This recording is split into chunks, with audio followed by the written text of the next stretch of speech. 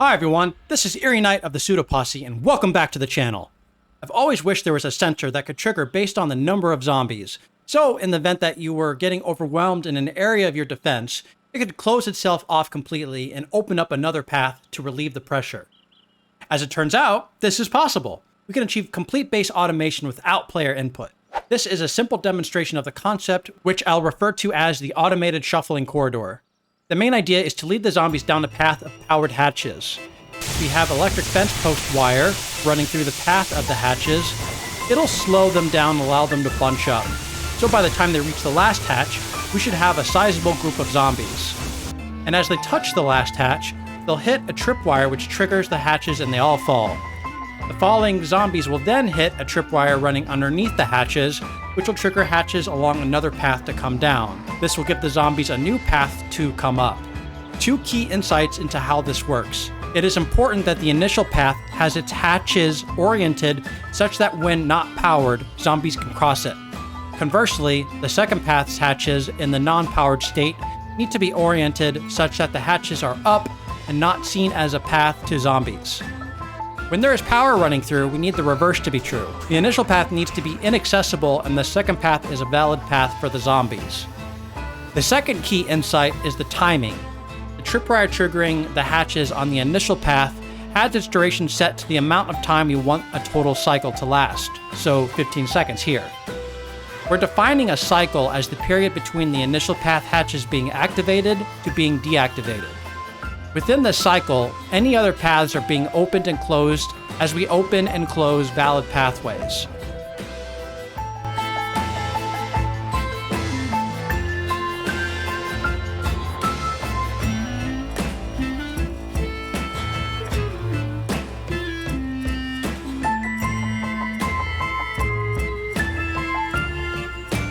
The tripwire below the initial hatches is set to 15 seconds as well.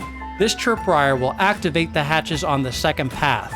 Please note that for only two paths, the total cycle time and the time for activating the second path are equal, here 15 seconds. Also for only two paths, you actually don't need the bottom tripwire. You can actually directly connect it to the hatches on the second path. Lastly, since the zombies need to fall into the tripwire to activate the next path, there will be a slight lag as the closing of the initial path and the opening of the next path occurs once the zombies fall to the tripwire. Hence, more paths, more lag. Also why, if you only have two paths, you can eliminate the lag completely by doing that direct wire connection from the top tripwire to your second path hatches. Very confused at this point? Not to worry. Let's show what happens with three paths. Here our total cycle time is 30 seconds, which will be the tripwire on the initial path and will activate the hatches dropping the zombies into the below tripwire. This tripwire will now be set to 15 seconds, opening up the second pathway. After 15 seconds, these hatches will pop back up and zombies will fall into another tripwire that is also set to a duration of 15 seconds. So, while the initial path is closed off for 30 seconds, each of the other two paths are cumulatively open for 30 seconds, 15 seconds each. However, since there is the time it takes for zombies to fall into the tripwire, there is some time added to the 30 seconds. What that means in practice is that the initial path will go down before the third path pops back up, which is fine for our purposes. Intuitively, I think the most efficient base designs based off this concept will use two pathways to alternate between, as you can do a direct tripwire connection avoiding the need for the second tripwire below the hatch line, thus eliminating the lag. Also, the more complex you make it, there are more ways in which it will fail and more lag time. That being said, for our first Horde base using this design, we're prioritizing ridiculousness over efficiency. Why do something when you can overdo it? Here's the finished result with four paths that will alternate access between them. In this base, each corridor will be open for 1 minute. Now, since we have four corridors and we can only set the tripwire duration at either 1 or 5 minutes with nothing in between, this means when the fourth hallway closes, it'll be a 2-minute window before the first hallway opens again. Meaning, all corridors are shut for that duration. So for this demonstration, I'll have to manually turn on corridor 1 again. You can easily avoid having to press a button by making the corridor time for this base 15 seconds or 10 minutes, which would give you a cycle time of 45 seconds or 30 minutes, which do exist as options for the tripwire duration. I felt that those options were either too short or too long for this demonstration, so I'll have to press the button like a chump. See what I'm willing to do for you guys? Basically, the more quarters you have, the more limited your options to make the timing work, which is why I'd recommend 2 or possibly 3 paths for more cycle time options, and less points of failure, which is always a good engineering principle. Next, I'll show how to build the vital components of this base.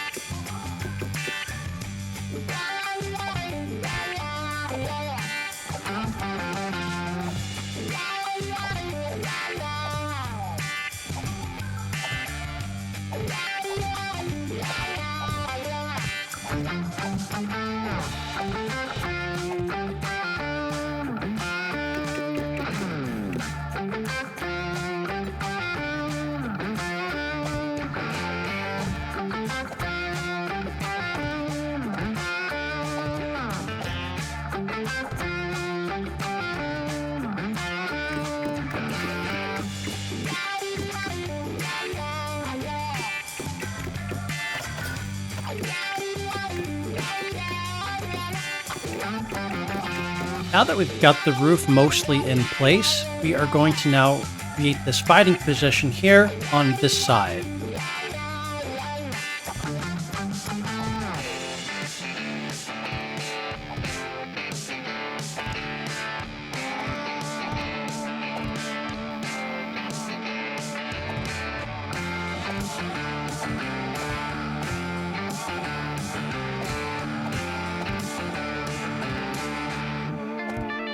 To recreate this archway here, we're going to use 2 blocks. That would be the arch 3-meter window corner side and the arch 3-meter window center side. Next, we're going to place the electric fence posts all the way down this corridor here.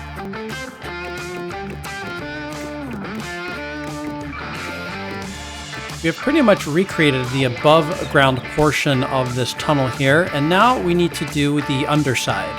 So what we need to do is dig a trench downward, and we are going to place more of these blocks here, which are the plate double blocks.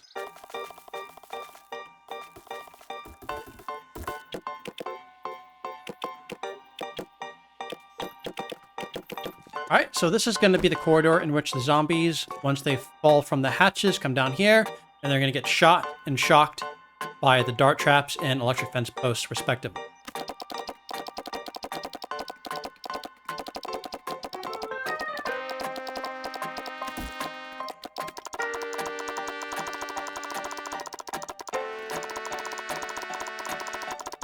Alright, we've cleared most of this space out here. We still got to do this back wall here, but that's no biggie. But what we're going to do now is actually put in all these electric traps. So the zombies are going to come down here, and we're going to place the electric fence posts down on the sides here, 1 block lower than this level. The reason for that, if the wire were at the same level, you can see that it is considerably higher than this one, and thus dogs and crawlers and the like can just simply walk underneath. So that's why we have the fence post placed 1 level below, where we are going to have the tripwire up here and the darts up here as well.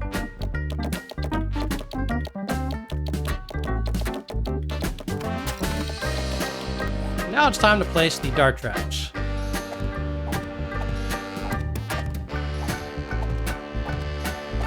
And so the dart traps don't get destroyed by the zombies that come down, we're going to put in these arrow slip blocks here. So for now, we are done down here, and we're gonna go back up topside. Now we're actually gonna do these two tunnels differently from these. We're not gonna do a large underground component on these sides. What we're actually gonna do is take out these blocks here, and we're gonna replace them with the full block variant, which is this guy right here. So we're gonna copy the shape. And we're gonna do the top one as well. And the reason why we are doing this is we're going to place some guard traps over here. So as we've done before, let's go ahead and get out our plate blocks. This is how we are going to attach our hatches. And we're going to position them in the same way we did this, because every corridor, except from the one that is going to set everything off, the hatches need to be in this upright position.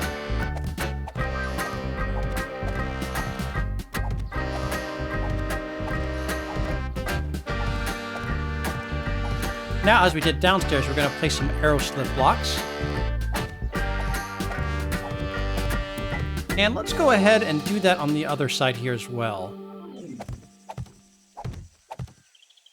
Now we are going to place the hatches all the way down.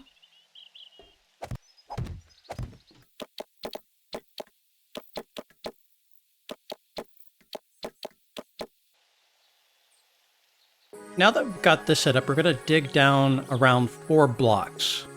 So as you can see from this vantage point, if we were to dig down further over here, we would cut into this basement here, which we do not want. So this needs to have a lower profile. Now, as we did in the previous tunnels, we're going to use these plate double blocks, which are nice and handy because it allows you to use essentially 2 plate blocks just for using a single 1 meter cubic space.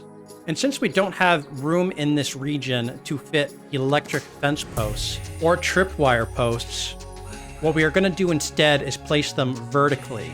So the electric fence posts and the tripwire posts are going to go down below, and the corresponding pairs are going to go up above.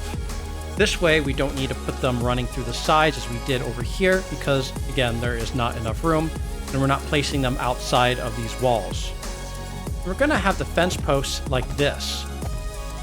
This will still allow us to place the corresponding pair of these fence posts up top, while also saving room on the bottom. And then we are going to put the tripwire posts down on the floor that we are standing on. You don't always need to place these traps in the upright position, as placing them horizontally like this can sometimes save a lot of room, especially if you're confined in space as we are right now. Next, we're going to place down these railing blocks here, and the reason we're using railing blocks is so that we can repair the electric fence posts through them. The reason why we are using the hatch is because if we use these blocks, then we're not going to have an easy way to get down there to do any repairing. So this, using the steel hatches, are going to allow us to drop down there to repair these tunnels. And then for the added protection, let's get some pole blocks here.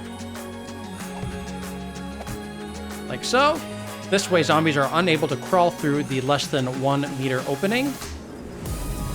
Some extra protection on the platform. We're going to use some railing blocks. Again, that's going to allow us to repair through the blocks to the electric fence posts, while also giving us a bit of protection. Now we need to slap a roof on this bad boy, as well as place the other pairs of electric fence posts and tripwire posts. We're going to place alternating cube blocks here. Then we're going to use these cube quarter side centered pieces, and we're going to put them on top of all these blocks. On top of these, we're going to place cube quarter 4-way side centered pieces. And we're going to do that on both sides. Now we're going to use this cube quarter block here, and we're going to fill in the gaps. And now we're going to use some of the arch curved pieces to create an elegant look on the end of our tunnel. So we're going to go ahead and place it like that, and you'll notice that the groove here is going to create an inner circular groove along the arch, which is going to look fucking awesome. So let's place the other one on the other side like that. Next, we're going to use this arch curve top middle, and that's going to fill in the gap here. Now we're going to use this arch curve filler piece, and that is going to go just down here. It's going to line up like that. Then we're going to use the arch curve middle piece, and that is going to connect right here. So you see that inner groove coming all the way down there, gives us a nice little beveled look. the accompanying one on the other side. And now we're going to use the base block. And like that. Now we're going to take this corner beveled piece and we're going to put them over there just to get rid of that missing gap there to give us a nice finished look. So far, so good. Now we need to grab our plate blocks. We're going to do these all the way down the center. You certainly don't need to use the glass blocks. The only reason I am doing that is that so during the Horde, I can get a view down into the tunnels. Now we're going to place our tripwire posts along the top here that are going to correspond to the ones directly below. Next, we're going to construct a generator engine room where we're going to house all the generators that are going to power the top side of each of these tunnels. And now we're going to add these stairs-filled quarter pieces to add a little bit of embellishment on our tower here. Now we're going to position these stairs-filled pieces on top of those quarter stair pieces. Now we're going to place these stair blocks again on the top here.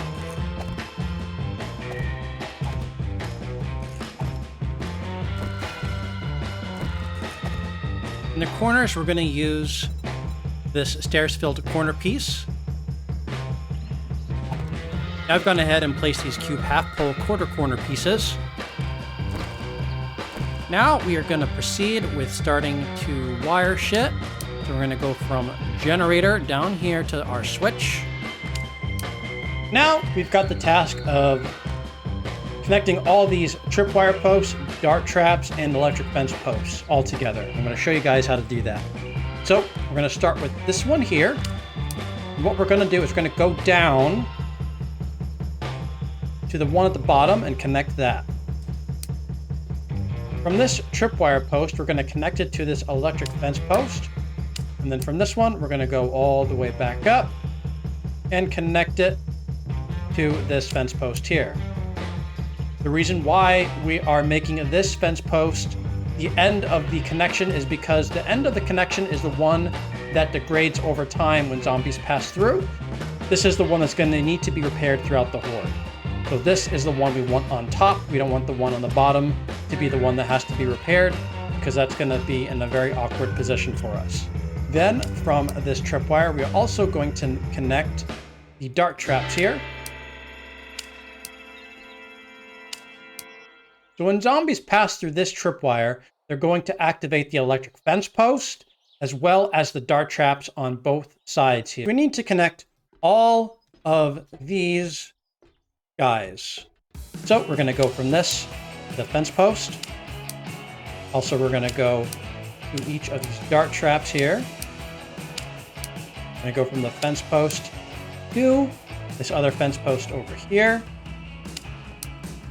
And we're also going to go from this tripwire to the dart trap, to the other dart trap. So if we pop inside here, what we're going to see is we're going to have these two wires coming across here, the blue and the purple. That is the tripwire and the electric fence post. So zombie touches this, they're going to get shot by both of these dart traps and get electrified. So that is going to go all the way down here, and the zombies are going to get fucking destroyed by all that shit. That is the idea, at least. From this switch here, it's coming to this tripwire at the far end, and then completing the circuit down here to this corresponding tripwire. You set this to 15 seconds because we're going to shuffle between each corridor in 15-second intervals, subject to change perhaps. From this tripwire, then we're going to go make a connection from here to the hatches in the next corridor. So that would be this hatch. And then this hatch is going to be activated for 15 seconds because that is what the duration of that tripwire is. And then when the 15 seconds are up, we're going to fall down and activate this tripwire. Again, same setup. This is also 15 seconds, and the corresponding tripwire is on the other side. Then this, again, is going to be connected to the hatches over here. Same deal. These will be activated for 15 seconds, upon which you'll fall down once they go back up and hit the next tripwire. This tripwire here, again, 15 seconds, and same deal. Gonna make that connection to the last hatch over here. And then this does not have any sensor at all because this is the last path, so don't give a shit about that. And then there's going to be a lag between when these finally go down and when these go back down. These are actually going to go back down first before these because the time it takes the zombies to fall into the tripwire is going to add, a couple seconds cumulatively through all these paths before, back down again. So these are going to stay up a little bit longer after these go down, which is fine. It's okay if we have two simultaneous paths open momentarily. The 4 paths go into these 4 7-meter tunnel segments. If we come up to the main path here, the hatches are oriented such that we can cross them in the powered off state. Reaching the end here is our fighting platform, which we'll get to in a moment. The zombies upon stepping here will activate the tripwire coming across the hatches, which will give power to the hatches, dropping them down to a second tripwire below the hatch line into this kill zone down here, which will finish off any remaining zombies. The second tripwire below the hatch line opens up the second path, and once the duration is up, the tripwire will cut off connection, dropping the zombies from the second path down to another tripwire, which will open up the third path. Same thing for the third corridor here. Once the duration is up, we'll drop down and hit the tripwire below the hatch line, giving zombies access to the fourth path. While this is going on, we'll be on this platform here, fighting the zombies as they alternate between each of these corridors. This will also give us an opportunity to do any repairs on a closed path while another path is open. There are 2 corridor designs. The first and third tunnels have electric fence wire running across the pathway.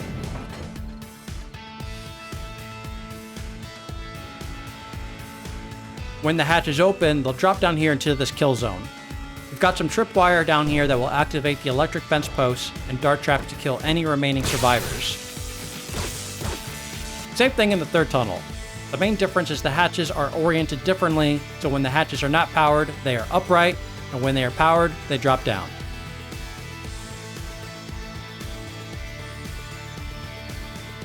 Below looks exactly the same as the first tunnel.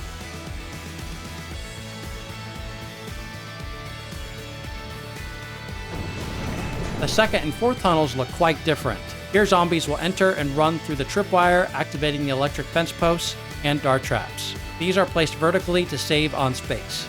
Up above here, we got a generator storage room.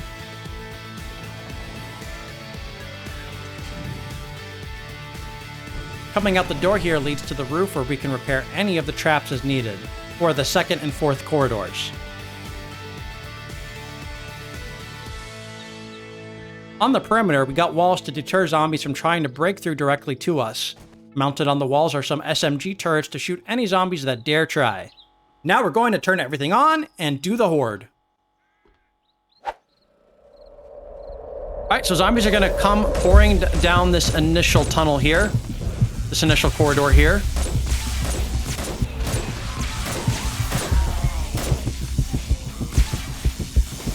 Once the zombies reach the end here, it's going to have a cascading effect on the remaining corridors. It's going to open up one by one. We have set it to 1-minute intervals. We're going to go ahead and let them come down to the very end here, just because we want to illustrate how this design works. So the idea is that once they reach the end here, at that point you're overwhelmed, and it's going to relieve the pressure by opening up another corridor. So this guy is almost down to the end here. Let's kill some of his buddies behind him.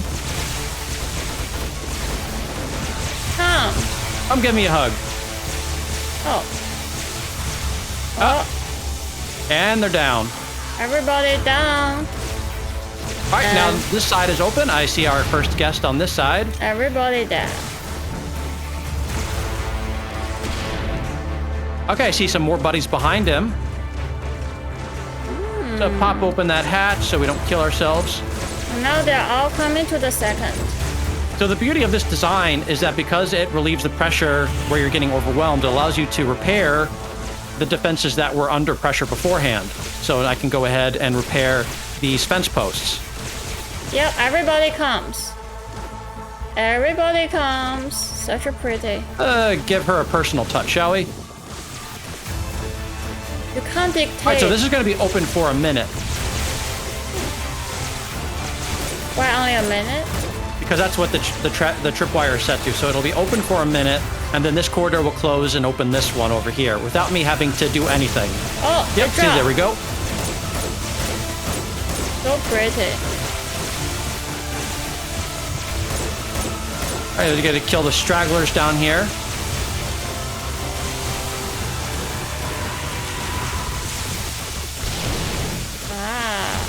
Is the third one open now? Third one is open, and I see zombies there. They're reaching the end over here. Let's go ahead and kill some of those.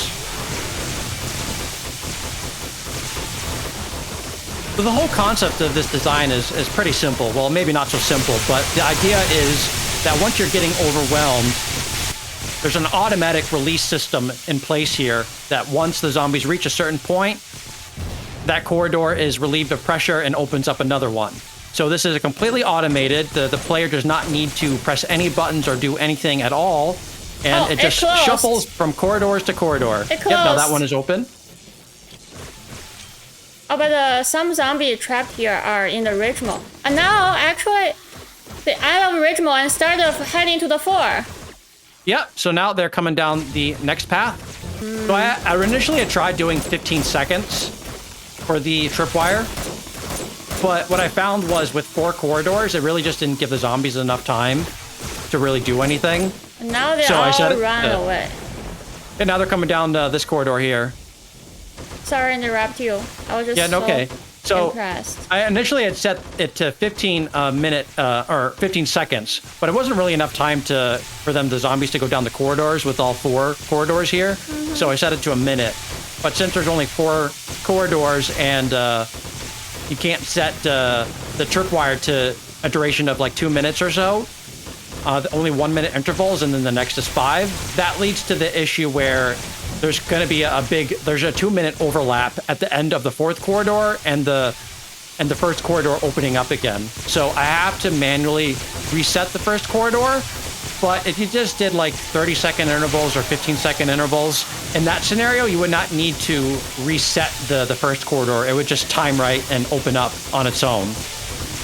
But because I wanted a longer duration with 4 corridors, this is the situation that we are in. Once more down Corridor 1, my friends. Hopefully this is the last time we're going to be doing Corridor 1 for the night.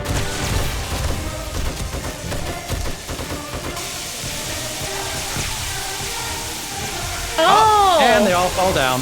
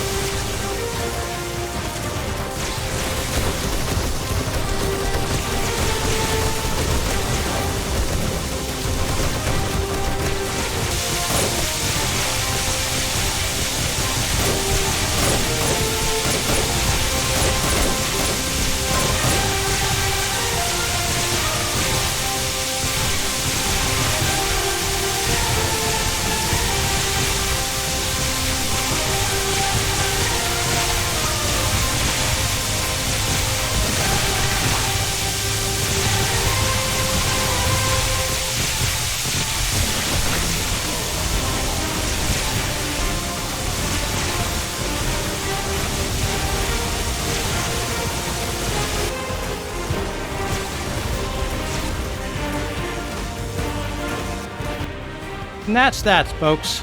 Please let me know if you have any questions in the comments below as to how this base is constructed or how the concept works. Also, feel free to show me your own designs on Twitter. I'd be very curious to see what you all can come up with. Thanks for watching, everyone. Please like and subscribe, and stay tuned for more content on this channel. This is Eerie Knight of the Pseudo Posse signing off. See you next time.